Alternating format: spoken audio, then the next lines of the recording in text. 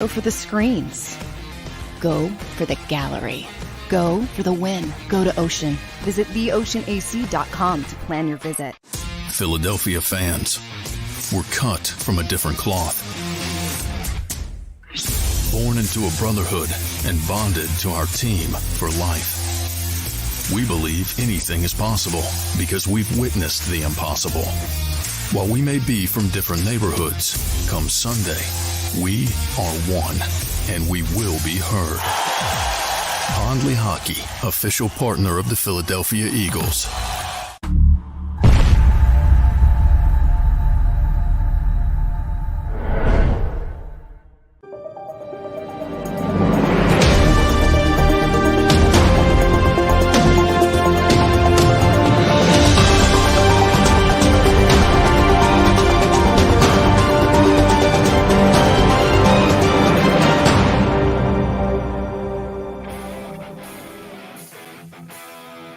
It's a trade deadline day version of Good Morning NFC East today. Good morning, NFC East. Jeff Kerr from CBSSports.com here. Tony Shields, my man, my quarterback. He's here as well. Tony, I guess we can start with this. Do we expect the Eagles to do anything? Do you think there's going to be any brewing at the last minute? Well, first, good morning to you, Jeff. I do think there's going to be one move. It's just a matter of where are the resources going to be allocated. So are we going to allocate those resources to trading for extra safety, a third safety? They could definitely use that. We all saw what Kevon Wallace looked like. I would like to see Reed Blankenship's, with some snaps. That's how bad Kevon Wallace looked at times. I think Reed Blankenship could at least give you something. And then maybe potentially allocating resources to a running back. The word is Kareem Hunt may be available, but they did blow out the Bengals, and the Saints ended up blowing out the who did they play? Wow, it lost me that fast. That was the Raiders.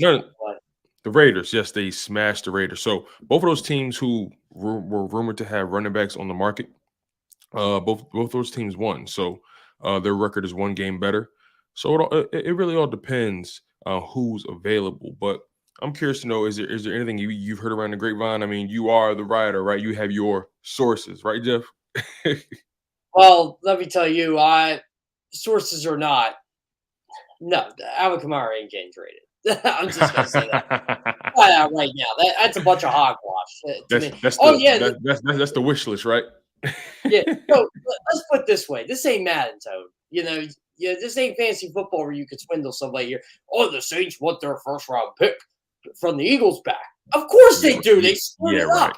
They're not getting that it's back. It's going to be a top-5 pick. Would the Saints trade Kamara for a first-round pick? Absolutely. I don't think they're going to. So, no, that's a pipe dream.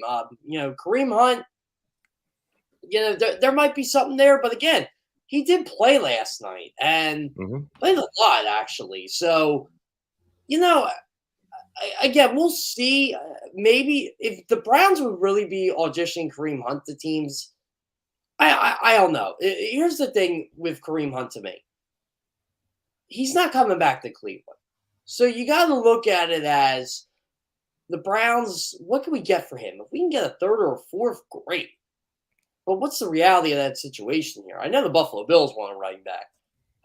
Devin Singletary made a case that shouldn't be the case, but I think Kareem Hunt ultimately goes somewhere at the end of the day. But again, it depends on the Browns' asking price because Browns are in it right now. And the Bengals, without Jamar Chase, you saw last night, they're not exactly that great. And Cleveland may have a shot because they're going to get one of the biggest assets of all in Deshaun Watson when he comes back.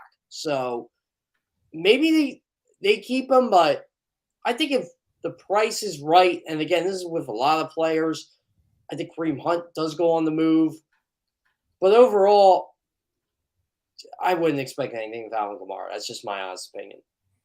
Yeah, same here. The Alvin Kamara rumors were definitely fun to talk about, but it definitely was more of those. That's all they are. It's just it's empty calories, Tone. Yep, empty calories, junk food, right? Junk food. Yep. So, that that brings us to the safety portion of it, right? You know, have you heard of any safeties that may be available? I mean, and also we got to keep in mind that 9 times out of 10, the Eagles are going to be trading with a team out of conference because they're not going to bother to assist or add to an in-conference foe's repertoire or their assets come, for draft time.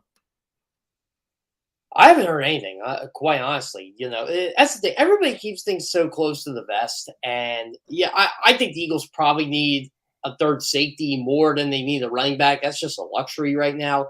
I mean, you said yourself, Kayvon Wallace just isn't good enough, Tone. I mean, let's face it. But that's been the problem with the safety position the whole year. That's why they went out and traded for C.J. Gardner-Johnson. And it's worked out well for them because – and. They needed a starter there outside of Marcus Epps.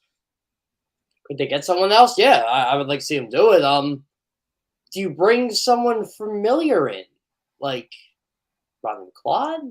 Maybe. I mean, I don't see why the Colts would want to give him up. And you did turn the page on that before.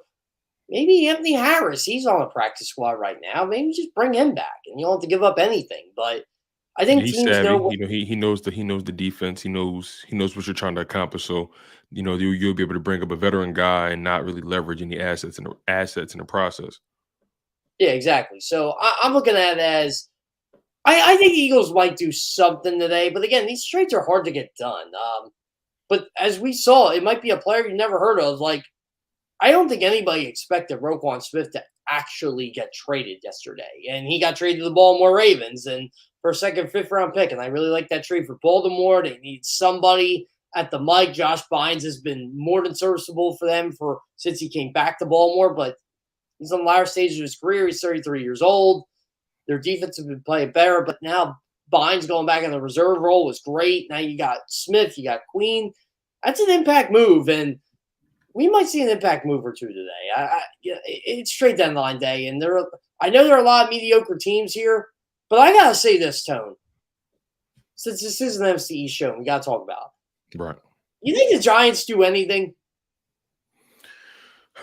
They're one of the more fascinating teams during the trade deadline because everyone knows they're in a rebuild mode, but clearly they're winning.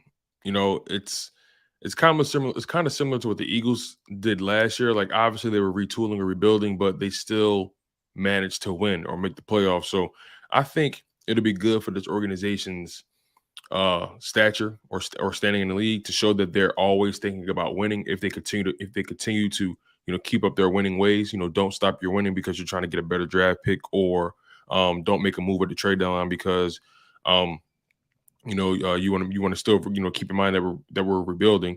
Keep winning, and if you feel like you can catch someone slipping in the playoffs in the wild card, make a move. Because at the end of the day, it's only going to build that culture it's only going to fortify that culture that Daboll is trying to build. So I think they do make a move. I wouldn't be surprised if it was for a wide receiver. They already sent Kadarius Toney away. They got some picks back. So I wouldn't be surprised if it was like a skill position guy to help Daniel Jones. They need significant help at the wide receiver position. There's no doubt about it. I mean, you have Richie James, you have David Sills, Kenny Galladay just can't see the field, and he's been hurt anyway. Like you said, they traded away Kadarius Toney. Another guy, empty calories. He wasn't providing anything for you.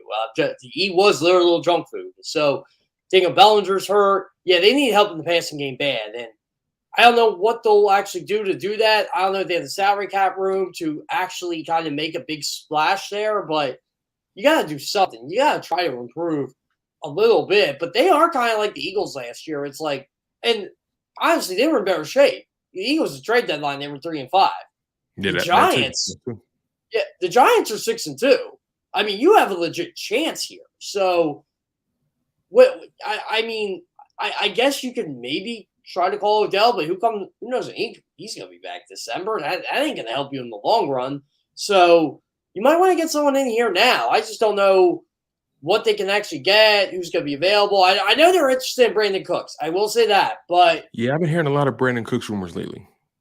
And Brandon Cooks deserves to be traded. That offense is a mess. He's been producing for those guys though, and it's been going unnoticed. I think he had over 1,000 yards last year or the year before, something like that. He's been producing for them, But he's in a situation where no one's watching, no one cares. It's the Houston Texans. It's like the armpit of the NFL. You know what I mean? Like people forget about it. You know when Jeff Kerr cares about the Houston Texans? When they do something bad. It's kind of funny how that works. Like, they were so bad on Sunday. Like, man, like I thought they'd be better than this year, and they're not. Like, Davis Mills had a good finish of the year last year. I was excited about him. I'm really excited about Dameon Pierce. That's why I watch the Texans. He's a really good running back.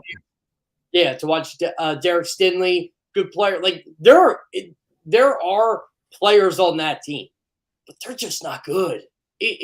It's a really bad product. And when they rallied to, when they were beating the Colts in week 1, and, again, week 1, you don't know you're bad yet. And the Colts came back on them and tied them. I'm like, all right, the Texans are making a step here, even though that's a bad tie for them.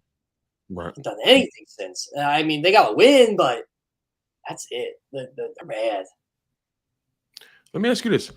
What do you think the Cowboys do if they do make a move? Because, they start, well, yeah, right. Their first move was bringing in run stopper, the defensive tackle from the Raiders, Jonathan Hankin, which was a pretty good move, even though they got ran up on over the weekend. They gave up like 240 yards in his first game, but yeah, I guess we could say that's. And granted, I'm pretty sure he has to acclimate himself to the scheme and what they're asking him to do, so on and so forth. But that's something that. Wow, you trade for a guy to stop the run and you give up 200 yards the next day. That's kind of funny. It's ironic, actually. But what do you think the Cowboys do post Robert Quinn trade? Because they made the move for Jonathan Hagan. Eagles responded with Robert Quinn. Jerry Jones, knowing him, he has something up his sleeve, but it's just a matter of what. What move do you think they could make or should make? Where do you think they're most weak right now, the Dallas Cowboys? What the Cowboys are going to do? Nothing. Because that's Jerry Jones's DNA. He never does anything at trade deadline. The Amari Cooper move 4 years ago, that was rare for him. Now, he does not do that unless he knows he can get an impact player. And Jerry Jones just doesn't do anything at trade deadline, bottom line. Like, the Jonathan Hankins trade you saw last week, that's the move he makes if he makes anything. They just don't make moves at the trade deadline. He's perfectly content with the receivers he got, and I get it. They're getting better by the week. He's going to get James Washington back at some point. Dalton Schultz is healthy again. He's not going to make a move on the offensive line. This is stuff Jerry Jones just doesn't do. Like, and maybe this is why the Cowboys haven't won a Super Bowl since VHS was prevalent. They just don't make these splashy moves. I'll be shocked if Jerry Jones does anything today. He just doesn't do that stuff. Would you consider Jerry Jones to be an aggressive GM?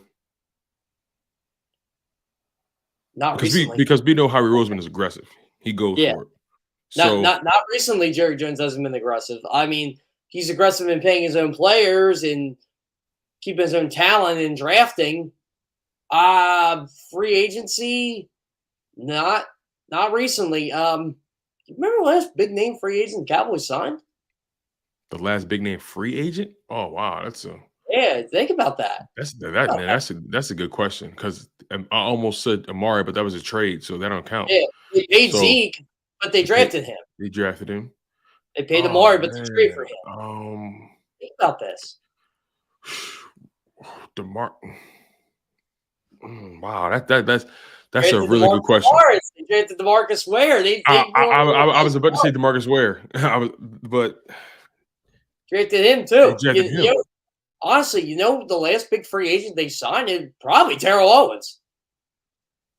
That was my next thought, but that was such a long time ago. I know, that was 16 years ago. They just don't make these moves.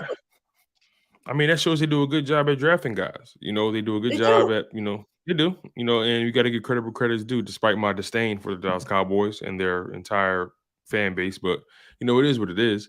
But this trade deadline is going to be really fascinating, because you're going to see a lot of teams who are contenders make a move to try to fortify their rosters and give them a better chance at going all the way. And then you're going to have teams who are essentially sellers, like you said. Who do you think are some of the main sellers right now? Oh, man. Well, the Chicago Bears have already kind of started that trade going. They traded Robert Quinn. They traded Roquan Smith. I heard they're not done. So Dave Montgomery might be on the market here. Houston Texans, I think, will be sellers. I don't think Jacksonville will be. Just, they're building something there. They're not in that mode per se. I think the Rams should sell. I don't think they're going to, because that's just not in their DNA. It's tough. They have no draft picks. They should sell something. No, that's the thing. They got to restock the cupboard here. They just don't have anything. Absolutely. This trade deadline's weird, Tone, because there are a lot of teams I think that shouldn't do anything and just kind of take their lumps, like the Rams. The 49ers already made their aggressive move, and I think that was a good move for them. I think Carolina Panthers are sellers. But, teams like the Seahawks and the Falcons and the Giants and the Bucks, I don't think they should really do anything. Maybe the Bucks will, because it's Tom Brady's last year. That's what I think anyway. But I don't think they should. I don't think the Saints should do anything. There's a lot of teams where I'm just like, just stand pat. Just stay out of it. Let the Kansas City Chiefs, Buffalo Bills, Philadelphia Eagles. Let the teams that actually have a shot at the Super Bowl, the Dallas Cowboys, but they don't do that stuff. So let them kind of eat the grapes at the King's table this year. Don't make moves when you don't have to. Hey, man, it's just that simple. We have our guy Kevin Bullard behind the scenes, ready to come up for the next segment. Jeff, man, again, this trade deadline, like you said, it might be one of the more boring ones. Another team, Washington. I wouldn't do anything if I'm Washington. Nah, yeah, Washington shouldn't do. Yeah, that's a good point. Washington. I mean, what do they? They're kind of in the middle of the pack. They're a 500 team, literally. So, I don't think they should trade for anybody, and I don't think they should trade anybody either. I mean, their biggest trade deadline acquisitions injured and is close to coming back, and Chase Young. Yeah, maybe they trade Antonio Gibson. I don't know. I don't think they do. I think they like him and Brian Robinson together. Okay, all right. But yeah, you guys are locked in on Good Morning NFC East. He's Jeff Kerr. I'm your guy, Tone just a second. Next up, we have our guy, Kevin Bullard. Keep it locked, you guys. You don't want to miss this. Philly sports fans, I'm Tom Giordano from Pondley Hockey Giordano. First and foremost, thank you for watching the Pondley Hockey postgame show. But right now, we're giving away tickets to the World Series. Follow Pondley Hockey on Instagram and check out our posts for your chance to win tickets to all 3 Phillies home games. Go Phillies and go Birds. Welcome to Pondley Hockey, the largest workers' compensation law firm in Pennsylvania. With over 250 years of combined courtroom experience, we've helped over 100,000 injured and disabled workers obtain benefits, as well as some of the biggest settlements in the state. Even better, Pondley Hockey doesn't charge a dime until you win. If you've been injured at work, give Pondley Hockey a call. Go to get your game on. Go for the beers. Go for the cheers. Go for the hit and the hits. Go for the stakes and the stakes. Go to get your parlay on. Go to get your party on. Go for the scene. Go for the screens. Go for the gallery. Go for the win. Go to Ocean. Visit theoceanac.com to plan your visit.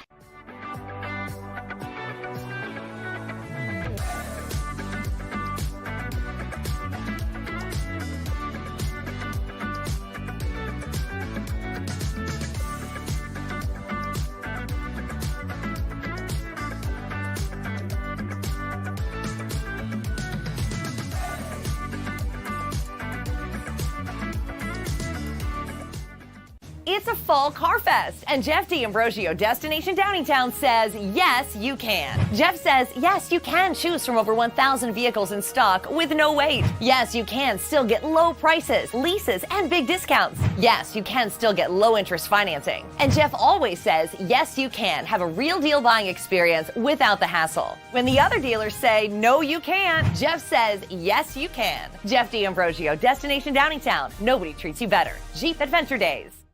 Philadelphia fans, we're cut from a different cloth. Born into a brotherhood and bonded to our team for life. We believe anything is possible because we've witnessed the impossible. While we may be from different neighborhoods, come Sunday, we are one, and we will be heard. Pondley Hockey, official partner of the Philadelphia Eagles.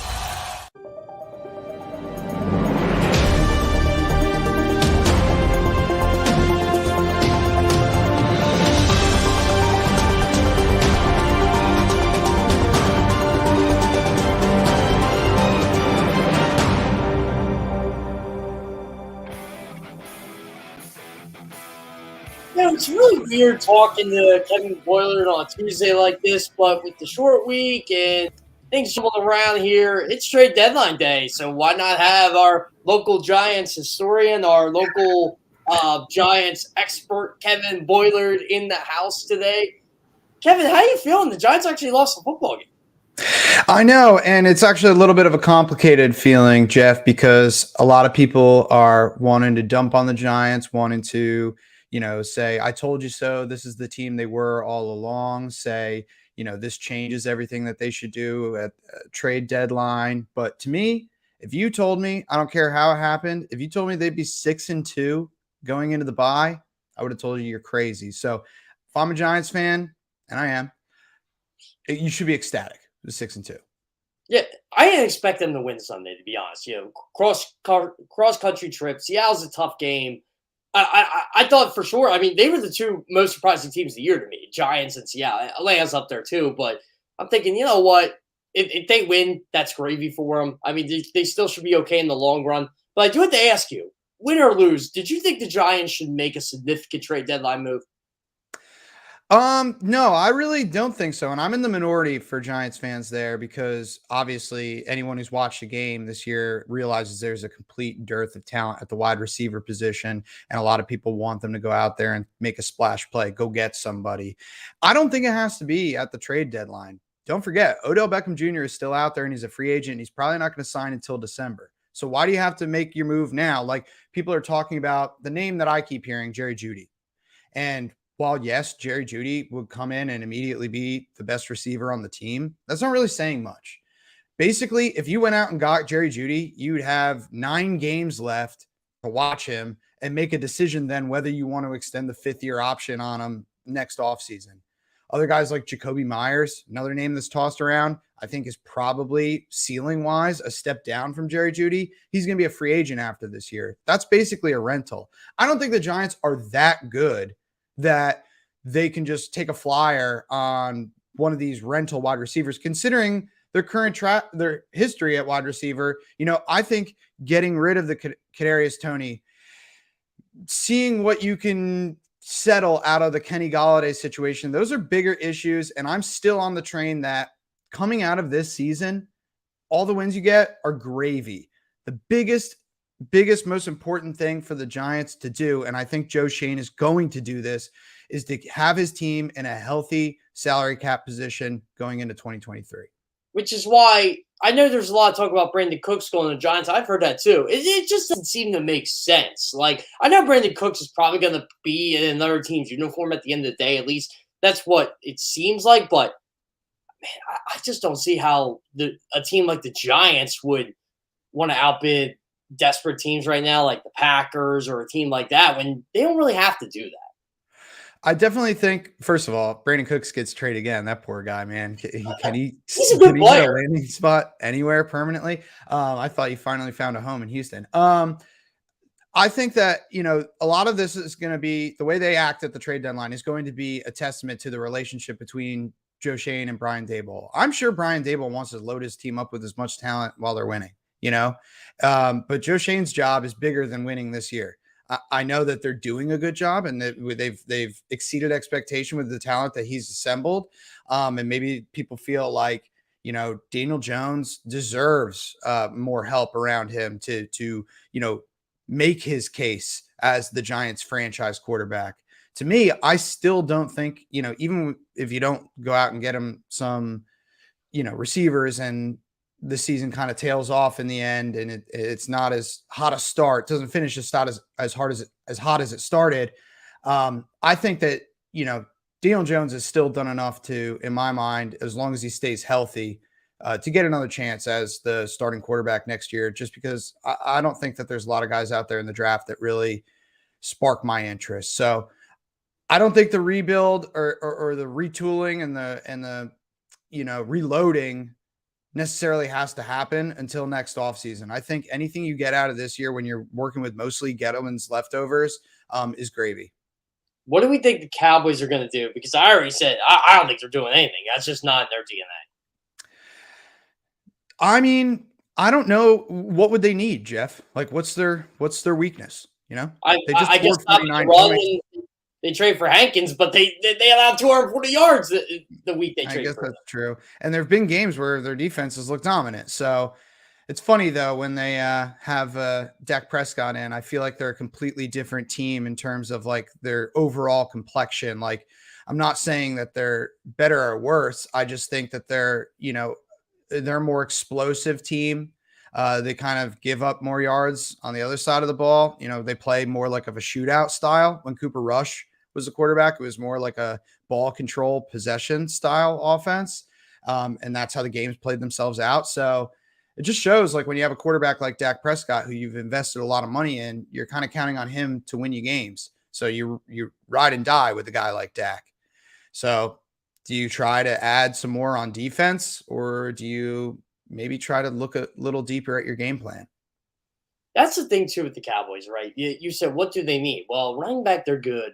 Receiver, I think they're more than content with. I mean, do they miss Amari Cooper? Yes, but it's still Michael Gallup. Noah Brown's coming to his own. You're going to get James Washington back at some point. Dalton Schultz is healthy, tight end now. They really like Peyton Hendershot, which kind of shocking to me. I mean, you don't trade for an offensive lineman that much in the middle of the year. You're right. It's like just what's out there.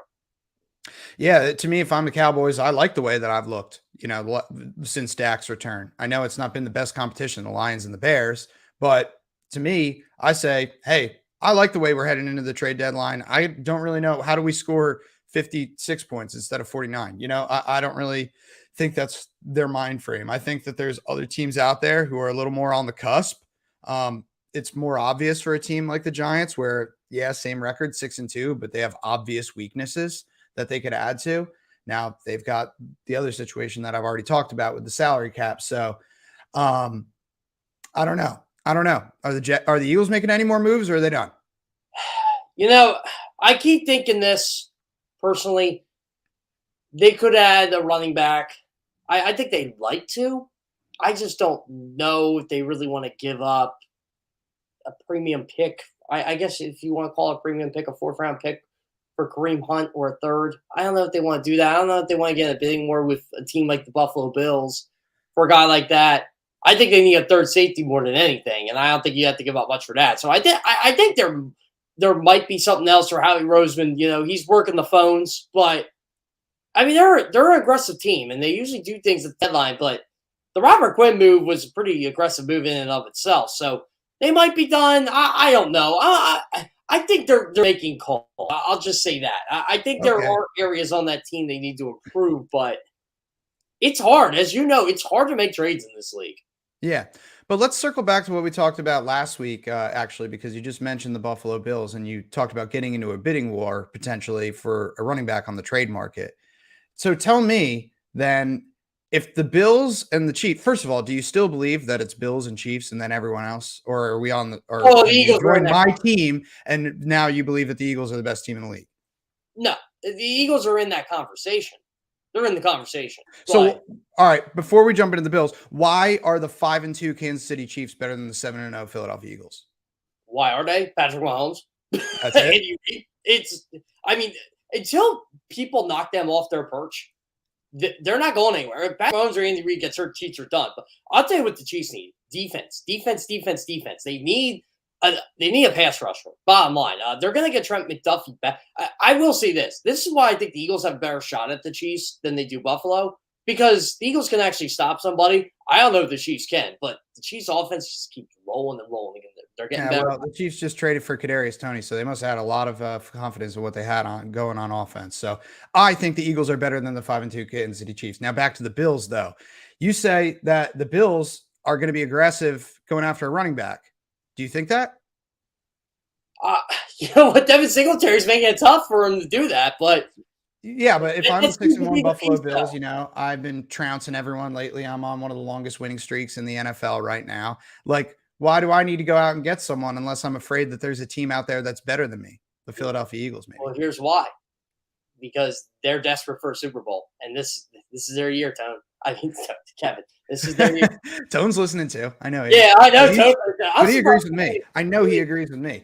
I think that you're really underselling the Eagles right now, and I'm not underselling them. I am just saying, look, I know the Eagles are a really good team, but I'm not I look at it this way. You got to compare yourselves to the Bills and the Chiefs. They're the two best. And the Eagles are right up there with them. And I would agree. If you told me the Eagles are better than the Kansas City Chiefs today, I probably would agree with you. But I think to beat those teams in the neutral site, because that's where you're going to play them. You're not playing them this year. Mm-hmm. You have to do something to get a little bit better. I don't see a major weakness in the Bills. I know what the major weakness in the Chiefs is. And I think they're going to address it today. But I just don't know. Tone says he does not fear the Bills and the Chiefs. I would agree with that. I think that's more than fair. I think look, there are three teams above everybody else right now. The Bills, the Chiefs, and the Eagles. Whatever order you want to put them in. But they're the teams I think that should be buying at the deadline. Like, I wanted to talk about the Packers. I don't think they should do anything. They suck. They're a terrible football team. Same with the Bucs. They're terrible too. Well, to me, that depends on who's running the team. Does Mark Murphy run the team, or does Aaron Rodgers run the team? Sure, Aaron Rodgers is out there saying, go get me a receiver. But, I don't think that's what they should do. The Packers are a weird team to me. I can't really place them. Obviously, they've completely underwhelmed through the first 8 games of the season. But, I still don't see them as I think is that Dallas's next game? Or don't they play the Packers? Dallas's next game, right out of the lot. I don't see that as a sure win for the Cowboys, even though the Cowboys look great lately and the Packers look terrible. So I don't know what that is. It's probably just the Aaron Rodgers factor, back-to-back MVP, reigning MVP. So, how can you count them out? But obviously they don't look like the same team. That's an interesting one. I would definitely be watching them to see what they do at the trade deadline.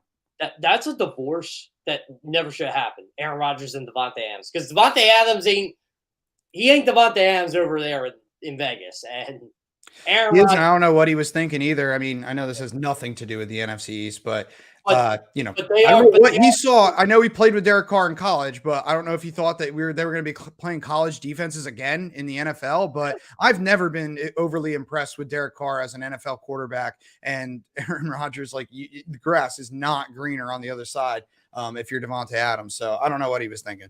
I don't know. You're honestly everybody was worried about the Chiefs and Tyreek Hill. Well, Tyreek Hill's balling in Miami, and the Chiefs are balling without Tyreek Hill. So, I mean, clearly it worked out for both parties here. But that is true. That's true too. I know I just made a casual joke about it, but I am really curious what Kadarius Toney will do in Kansas City. I am too. Do you think he'll actually play football? I don't think he plays football much this year. I think they're looking at no. He just fakes injuries. That's what he does. He literally did. He faked injuries. That's the best part about it. I know. Well, that's the thing is if it was the same GM, I'm talking about the Giants now, Giants perspective, it was the same GM who drafted him. Jordan DeJohnny, your friend from CBS Sports, was trying to be the Giants just gave up a first rounder for a third rounder. It's that only makes sense if the same GM who drafted him just traded him. That was a mistake made by Dave Gettleman that Joe Shane cleaned up. And that's a perfect example of what I think the Giants should be doing at the trade deadline. I think heading into this whole year, they had the idea of themselves as sellers at the trade deadline. And then they never in their wildest dreams would have imagined they'd be sitting here at 6-2. So the decision has become more complicated, and maybe it's not easy to sell the key players.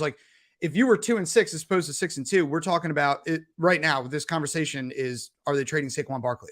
But now, because of the way that they've played and the way he's played, that just seems off the table. Although I had a dream last night that they traded Saquon. I think they traded for a first round pick or multiple picks. They could do it.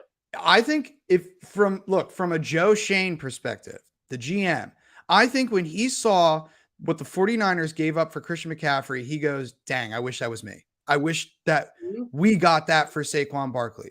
Because look, I get it. He's playing well. He's doing well this year. But what happens next offseason when you have both him and Daniel Jones free agents? You can only franchise tag one of them, and then likely you're going to sign him to a big deal if it works out. You don't franchise tag someone hoping it doesn't work out.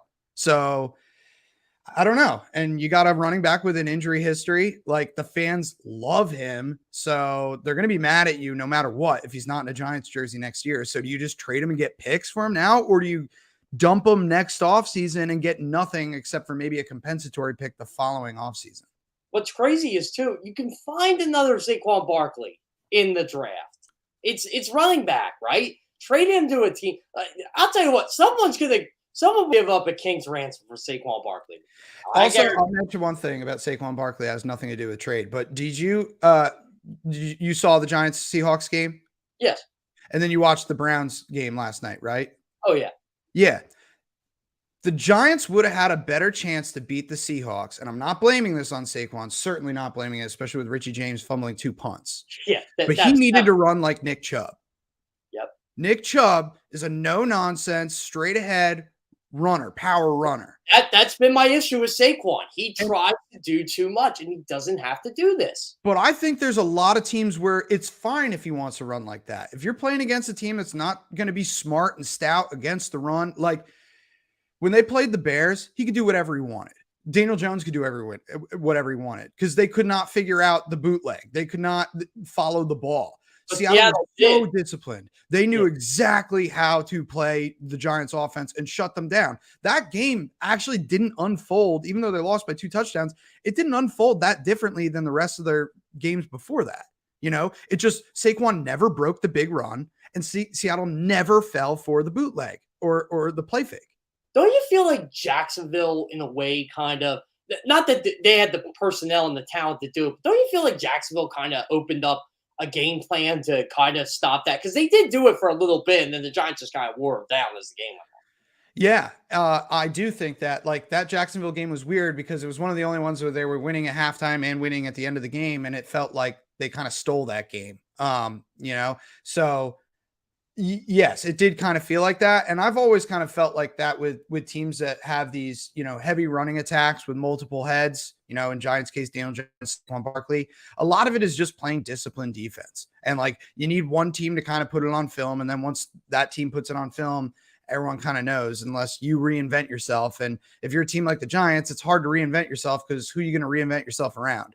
Daniel Jones can try to sling the ball around, but he just doesn't have anything right now. So I admire him and I admire the job he's doing. But this game against the Seahawks was the roughest he's looked, and he didn't have an interception. He didn't have a fumble lost. But he got sacked 5 times, and he just couldn't find anywhere to run, and his receivers kind of stink. And his top tight ends hurt. So what's he going to do other than try to hand it to Saquon into a stacked box? And Saquon if he never breaks that one big play or 2 big plays, then the game looks a lot different. And then not to mention the turnovers on special teams. So it made sense. It wasn't a head scratcher type of game like that. But to me, I think that if he ran a little harder, I think in the second half, he was figuring it out and kind of realizing, okay, I'm not going to be able to dance around these guys. There's other games where he can, and that's great. And I encourage him to do so. But in a game like that, you need to realize faster, hey, Saquon, we need power running today. We're going to put a fullback in front of you, and we need power running.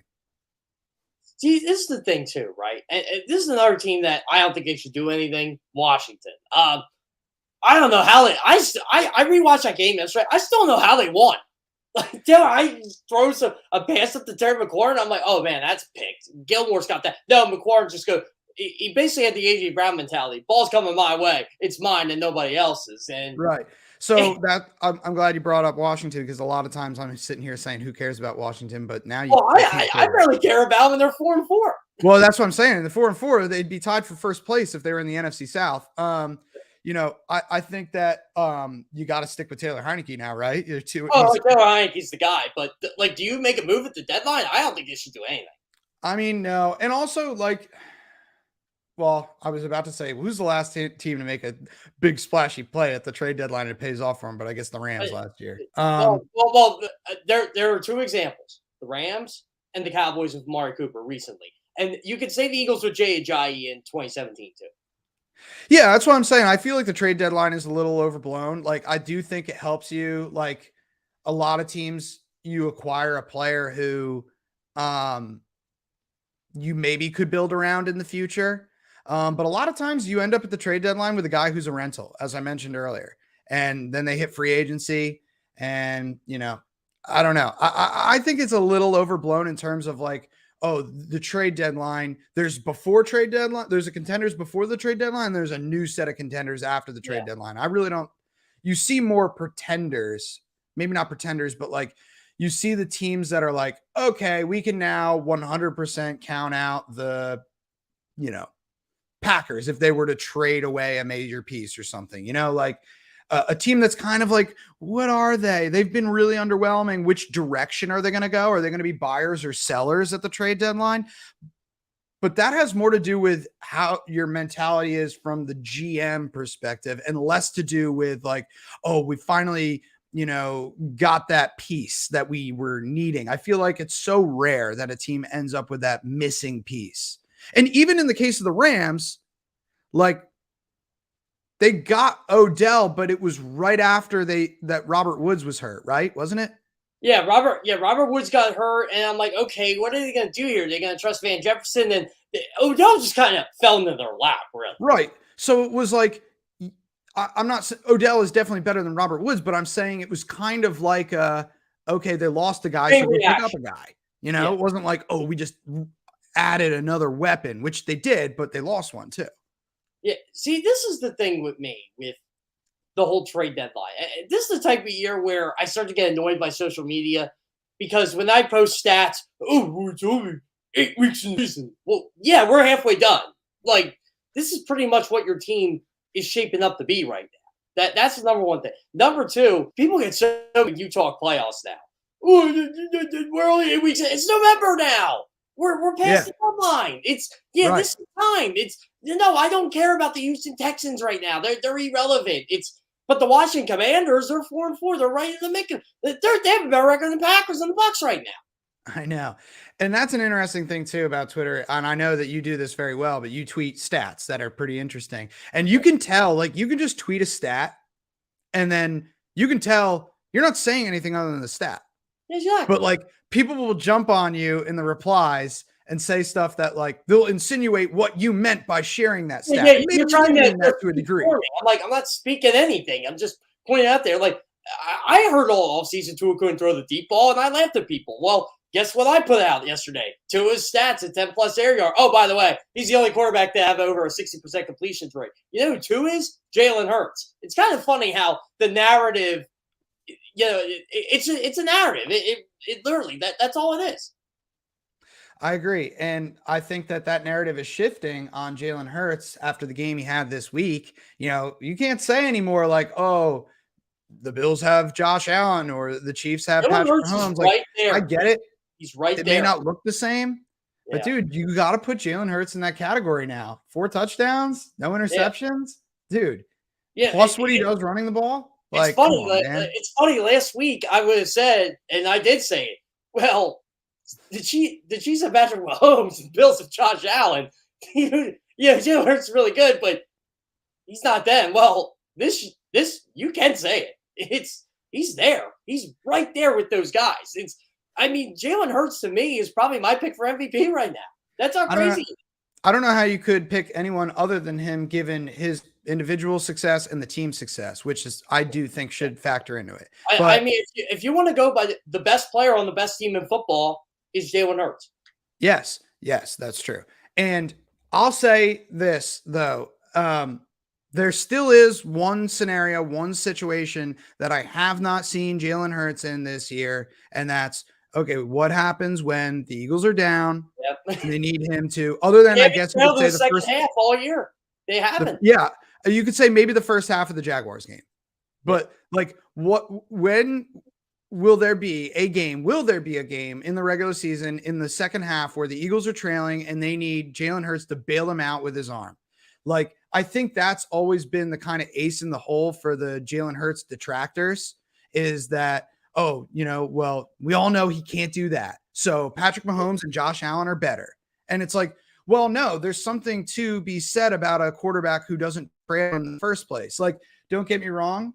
As a big Eli Manning fan, like I'm a big fourth quarter comebacks stat guy. Yeah, you're the king of that. Right. But there's also a reason why, Tom Brady didn't have as many fourth quarter comebacks because, he was ahead all the fourth quarter a lot, Yeah. That's what irks me when people say that. Well, Jalen Hurts kind of did have that come to Jesus drive, if you will. When the Cardinals tied it up, he led the Eagles right down the field and had the big third down, played the Dallas Goedert. Like, it was a game tie. Yes, but it's funny. Jalen Hurts doesn't have a 4-4 comeback this year. Well, no, he doesn't because they're winning all the time. Like, Yeah. part of the stat. Like, you know, Daniel Jones is fine, but the Giants are trailing all the time. Yeah, yeah. It's not a great team stat. It's a good quarterback stat, but it's not a great team stat. And then also you could point to things like, all right, what happened to the quarterback? How did they trail? You know, with the quarterback getting sacks, was he throwing the ball to the other team? Was he fumbling it? That hasn't been the case this year with Daniel Jones, really. But yeah, I think that there's a lot of stats like that that I won't say are misleading, but they're missing context. And yeah, man, I think that they're going to hold that against Jalen Hurts for until we see it. Until we see, I know you mentioned the Cardinals drive, but like, I think it's got to be a big game. Everyone, like, I don't think anyone was counting the Eagles out in that game. You know, I think it was like, yeah, okay, the Cardinals came down and tied the game, but like, no one was like, all right, this game's over. The other team's going to win. And then Jalen Hurts pulls a rabbit out of his hat. You know, like, I think that's what, unfortunately, because of the way he came into the league, you know, second round pick behind Carson Wentz, kind of looked at as, oh, not an NFL caliber starter, very good college quarterback. So he's had so much to overcome when it comes to his personal NFL narrative. Whereas, you know, a lot of guys who are drafted early, you know, I think like Joe Burrow is the one to come to mind. I know he went to the Super Bowl last year and had a great statistical season, but like, dude, to me, he's just like, they crowned him. They crowned him too early. I didn't think he looked good last night. Like, he's better than Patrick Mahomes. Like, no, he's not. He's not. In my eyes, he's Derek Carr. He is Derek Carr. Oh, I like that. So this is what bothers me when people get on Jalen Hurts. I swear, people watch Jalen Hurts once in their life that have that narrative, and it's the national championship game when everybody seems to care about college football. He got benched for Tua, and Tua led him to win. I'm like, you guys know Jalen Hurts is really good that year. Yeah, I believe he was SEC Offensive Player of the Year that year. He was. And by the way, he's the reason why Alabama won a national championship the next year, because he had to come in and play in the SEC championship game and won that game. And then he got better as a passer. Like, I remember Jalen Hurts his freshman. I'm a big high school football nut. You know this.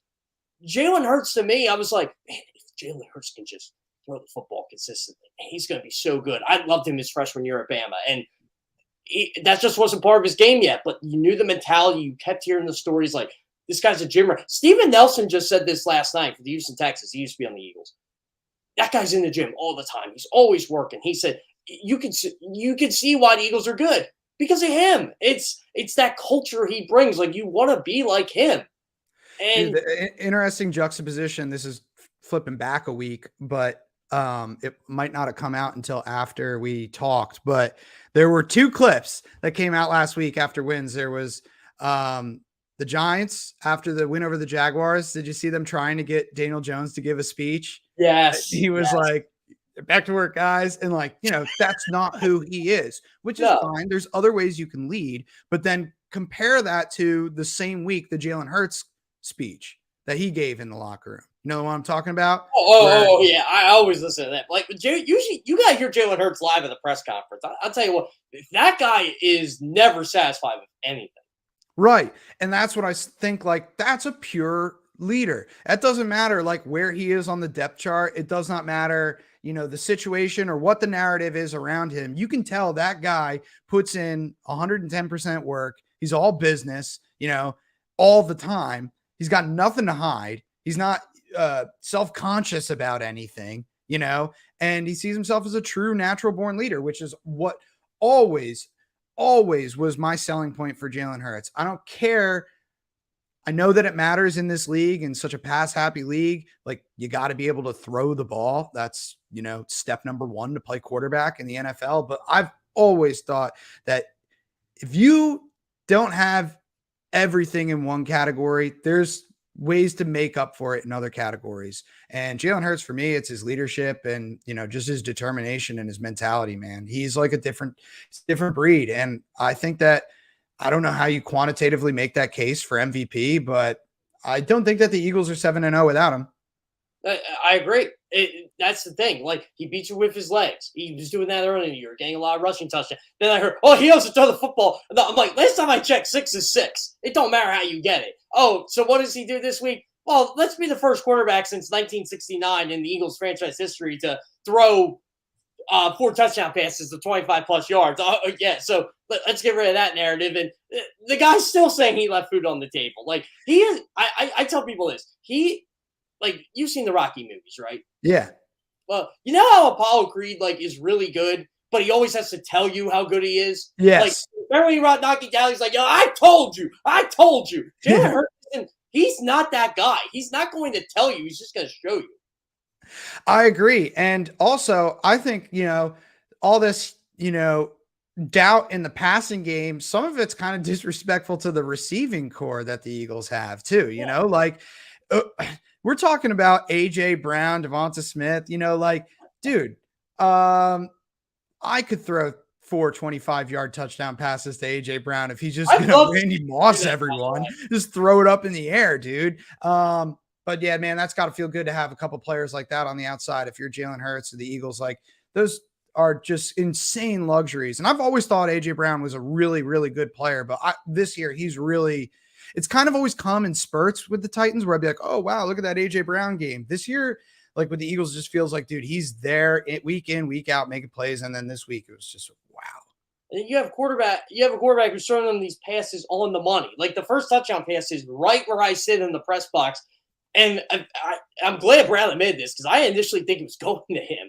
And Hurts throws it up. I'm like, oh, man, is that a nice pass? I said. And Brown's right there. Yeah, you got 2 guys on him.